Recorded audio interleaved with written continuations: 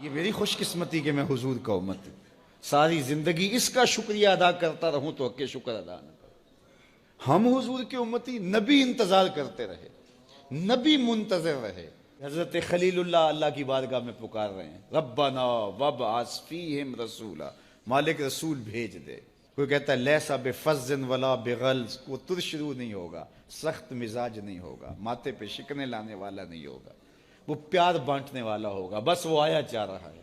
حضرت عیسیٰ نے تو نام بھی بتا دیا نا، مبشرم برسول یاتی من بعد اسمہ احمد.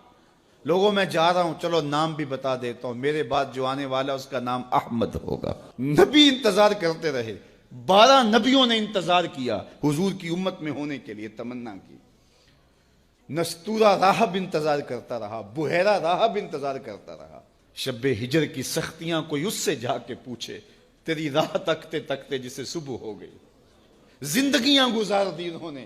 سلمان فارسی کی کہانی سن لو. مجوسی کے بیٹے تھے، حق کی طلب میں نکلے، باپ نے گھر سے نکال دیا. ایک پادری کے پاس جا کے رکے، زندگی بھر اس کی نوکری کی. جب اس کا آخری وقت آیا، اس نے کہا میری تدفین کے بعد غموریا چلے جانا، وہاں کا پادری خدا رسیدہ ہے، تجھے اس سے کچھ مل جائے گا. کہتے میں وہاں سے غموریا آ گیا. پھر اس پادری کی ساری زندگی خدمت کی. جب وہ مرنے لگا تو اس نے کہا کوئی ایسا شخص نہیں ہے جس کے پاس اب میں تجھے بھیجوں، لیکن نبی آخر الزماں کے ظہور کے لمحے آ گئے ہیں. تو یہاں سے یثرب چلا جا، وہ اس نبی کی ہجرت گاہ ہوگی. تیری زندگی سنور جائے گی. تو نے بڑی محنت کی ہے، بڑی نوکری کی ہے میری. کہتے میں نے اس کو کہا کہیں ایسا نہ ہو میں دھوکہ کھا جو مجھے کوئی نشانی بتا دے. اس نے کہا 3 نشانیاں ہیں. ایک صدقہ نہیں لے گا، دوسرا ہدیہ رد نہیں کرے گا، تیسرا 2 کندھوں کے درمیان مہر نبوت ہو. کہتے ہیں میں نے اس کی تدفین کی. یثرب کی جانب جاتے ہوئے ایک قافلے میں شامل ہو گیا. انہوں نے مجھے پکڑ کے اپنا غلام بنا لیا، لیکن میرے پہ مہربانی یہ کی کہ مجھے بیچا جا کے مدینے میں.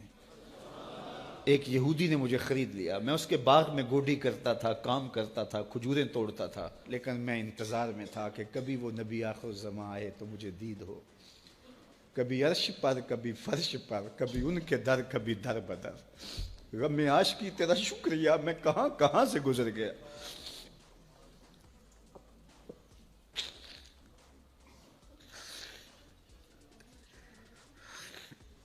کہتے ہیں ایک دن میں اپنے باغ میں کھجوریں توڑ رہا تھا کہ ہواؤں میں مستی پیدا ہو گئی اور ہر سمت سے طلع البدر علینا کی صدائیں گونجنے لگیں. میں سمجھ گیا کہ وہ لمحے آ گئے. میں نے چھلانگ لگا دی اور دوڑ پڑا. میرے آقا نے سمجھا شاید غلام بھاگ گیا. اس نے دوڑ کے مجھے پکڑ لیا. میں نے اس کو کہا کہ میں نوکر تیرا ہی ہوں، لیکن دل نوکر کسی اور کا ہے. میں بھاگوں گا نہیں، مجھے جانے دے. میں کچھ کھجوریں لے گیا تھا صدقے کی نیت سے، جا کے حضور کو پیش کی. آقا کریم نے فرمایا ہم نبی صدقہ نہیں لیتے. کہتے ہیں نشانی ایک پوری ہوگی. کہتے ہیں کہ میں کچھ دنوں کے بعد اور کھجوریں لے گیا اور میری نیت ہدیہ کی تھی. میں نے پیش کی، حضور نے قبول فرما لی. لیکن میں بھی کہتا تھا تیسری نشانی بھی پوری ہو لے تو پھر مانوں گا. اور وہ کیا تھی؟ 2 کندھوں کے درمیان مہر نبوت. کہتے ہیں ایک دن حضور میرے باغ میں آئے اور آقا کریم نے اپنے مبارک کندھے پہ چادر رکھی ہوئی تھی اور چادر کی اوٹ میں مہر نبوت چھپی ہوئی تھی. اور میں پیچھے ہو کے دیکھتا تھا اور میری آرزو یہ تھی کہ کوئی تیز جھونکا ہوا کا آئے اور چادر ہٹ جائے اور میں مہر نبوت کی زیارت کر لوں. حضور میرے ارادہ قلب سے آگاہ ہوئے. فَأَلْقَى إِلَيَّ رِدَاءَهُ. حضور نے چادر اتار کے میری جانب پھینکی اور پھر ایسے رخ کر کے فرمایا انظر الی ما امرت بہ. اس پادری نے جو بتایا تھا دیکھ لے آ کے. تو کہا میں نے دیکھا کہ حضور کے کندھوں کے درمیان.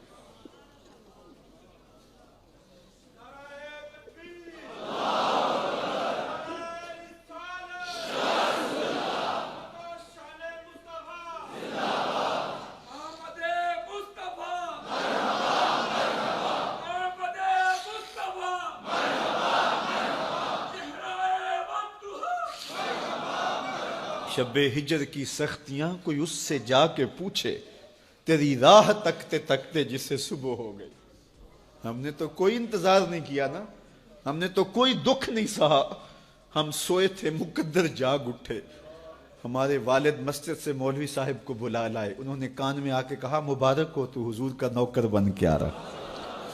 میرے والد گرامی ایک شعر جھوم کے پڑھا کرتے تھے، محمد جانے جانا ہے پیغمبر ہو تو ایسا ہو، رسولوں کی بشارت سے مبشر ہو تو ایسا ہو، امر توقیر کا سب کو موکر ہو تو ایسا ہو، کیا ہم کو غلام ان کا مقدر ہو تو ایسا ہو۔ میں اپنے مقدر پہ قربان نہ جاؤں، آپ اپنے مقدر پہ نثار نہ جائیں، ہمیں وہ نبی ملا جو نبیوں کا نبی۔ بنو سعد کے مقدر بھی جاگ اٹھے، اللہ اکبر، کیا وہ خوش نصیب وادیاں تھیں، کیا وہ خوش بخت پہاڑ تھے بنو سعد کے، جہاں حضور نے زندگی کے ابتدائی سال گزارے۔ اللہ اکبر۔ حضرت حلیمہ سعدیہ کہتی ہیں جب میں حضور کو گھر لے گئی تو میرے گھر میں روشنیاں آ گئیں، باقاعدہ عورتوں نے کہا حلیمہ تو اتنی امیر ہو گئی ہے رات کو بھی دیا نہیں بجھاتی۔ بڑے امیر کبیر گھرانوں میں بھی رات کو لوگ دیا بجھا دیا کرتے ہیں، لیکن تو اتنی ہی امیر ہو گئی ہے کہ رات کو بھی تیرے گھر کا دیا نہیں بجھتا۔ تو حلیمہ سعدیہ نے کہا آؤ میں تمہیں بتاؤں میرے گھر میں دیا کون سا روشن۔ باقاعدہ ہم جولیوں کو بلایا، پالنے میں حضور تھے، اشارہ کر کے کہا ما کننا نحتاج الی السراج من یوم اخذناہ، جب سے یہ پیارا گھر آیا ہے میں نے سارے دیے توڑ دیے، دیے کی ضرورت نہ مشعل کی حاجت، عجب روشنی تو نے پائی حلیمہ، بڑی تو نے توقیر پائی حلیمہ، بنی تو محمد کی دائی حلیمہ۔ کہا ما کننا نحتاج الی السراج من یوم اخذناہ، جب سے یہ پیارا گھر میں آیا ہے میں نے سارے دیے توڑ دیے۔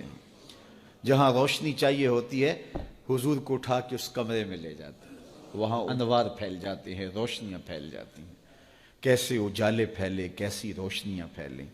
حلیمہ دا چھپر کھجوری دے تھلے، حوراں وچھالے نوری مسلے، فرش تو عرش تک پہ گئی دہائی، حلیمہ نے لٹ لئی خدا دی خدائی۔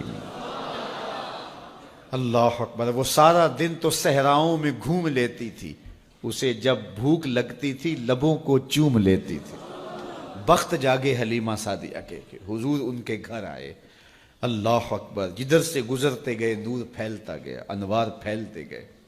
حضرت سیدہ طیبہ طاہرہ حضرت عائشہ سلام اللہ علیہا فرماتی ہیں کہ میں کچھ سی رہی تھی کہ میرے ہاتھ سے سوئی گر گئی۔ اب حضور کے گھر میں دیے میں جلانے کے لیے تیل بھی نہیں تھا، میں پریشان تھی، سوئی گر گئی، اتنے میں حضور تشریف لائے۔ حضور مسکرائے، کہتی ہے میں نے گمی ہوئی سوئی تلاش کر رہی۔ اللہ اکبر۔ تو یہ روشنی تھی، یہ انوار تھے۔ اللہ اکبر۔ اذا ضحک یتلالع فی الجدر، جب حضور مسکراتے تھے سامنے والی دیواروں پہ عکس پڑتا تھا۔ اللہ اکبر۔ جب مسکراتے تھے نور پھیل جاتا تھا۔ اذا تکلم رؤیا کالنور یخرج من بین ثنایاہ، حضور کے سامنے والے دانتوں میں ہلکا سا فاصلہ تھا، اور جب آقا کریم گفتگو کرتے تھے وہاں سے نور کی کرنیں چھن چھن کے نکلتی تھیں، انوار پھیل جاتے تھے۔ ایسا نوری ماحول، ایسا نورانی چہرہ۔ حضرت ابو ہریرہ بولے کل قمر لیلۃ البدر لم ارى قبلہ ولا بعدہ مثلہ، کیا پوچھتے ہو، 14ویں رات کا چمکتا ہوا چاند تھے میرے حضور۔ پھر کہا نہیں نہیں نہیں، حضور جیسا نہ پہلے دیکھا نہ بعد میں دیکھا۔ حضرت حسان بن ثابت پاس کھڑے تھے، کہا دیکھتے کیسے، کسی ماں نے جنم دیا ہوتا تو دیکھتے۔ خدا نے وہ سچائی پن چھڑیا جدے وچ محمد نو ٹالیا سی، حسینہ جمیلہ دا منہ موڑ دیتا، محمد بنا کے قلم توڑ دیتا، مثل او در عالم امکان متصور نیست۔ حضرت شیخ مجدد کہتے ہیں حضور کی مثل بزم عالم میں ممکن ہی نہیں ہے، ہو ہی نہیں سکتا۔ اور اقبال کا لہجہ بھی دیکھیے، رخ مصطفیٰ ہے وہ آئینہ کہ اب اس سا دوسرا آئینہ نہ کسی کی بزم خیال میں نہ دکان آئینہ ساز میں۔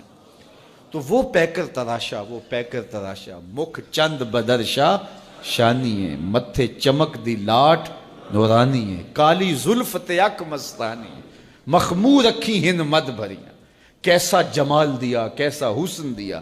اچھا بریلی کے امام سے بھی پوچھ لیجئے، اللہ اکبر۔ بل بل نے گل ان کو کہا، قمری نے سروے جاں فضا.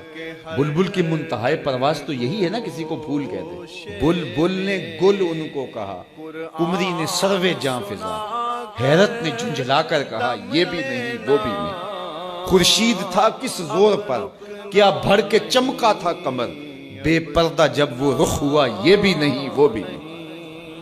وہ حسن دیا وہ جمال دیا اللہ نے اپنی محبوب. دم لینا آفاق کے ہر ہر گوشے میں, قرآن سنا کر دم لینا, اب رکنا نہیں اب تھمنا نہیں.